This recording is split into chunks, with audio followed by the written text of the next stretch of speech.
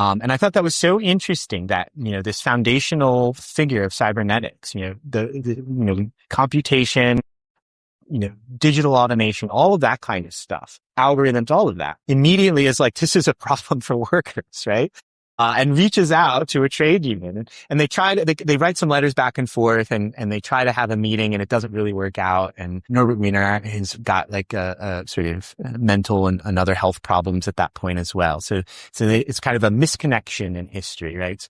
And it's also not so clear that Reuther would have said, oh, okay, we have to, do something. There's a little bit of movement subsequently where people are talking about a sort of a triple crisis of where they're sort of thinking about the other things that are happening kind of in 1950s and 1960s in the US or saying, okay, well, we have all the civil rights movement, right? And, what are we going to do? How's the country going to change to accommodate that?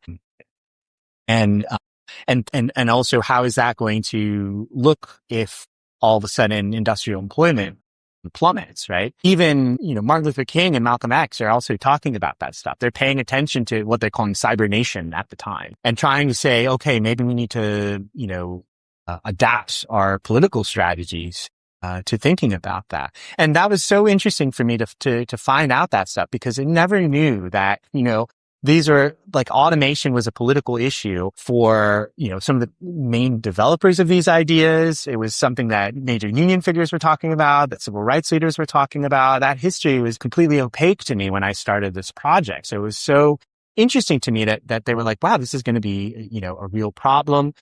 This is going to affect the success of the civil rights movement. If there's no jobs to give to people anymore, then we won't solve a lot of these problems, right? So, but yeah, that Norbert Wiener is like, we have these today, right? We have people who are, I've talked to them, right? That one of the things that's very thrilling about the book that it's not just other academics reading it, but it's even people who work in technology that are reading it and being like, oh wow, there's, this is resonating with some misgivings I have about, the things that are happening in my neck of the woods that they're concerned that, they're working on or their other technologies are being developed that are going to have really bad social effects. And what should you do about that? Yeah. And I'd like to press on that too. And you raised, very lightly, you had also raised, because I was going to say, you took back to this connective tissue that you had put together here for the Luddites without actually forcing us to understand that tissue. But you talked about the student movements in the 60s and how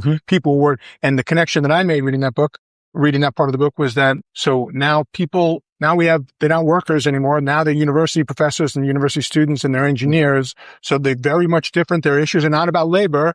Right. For the book,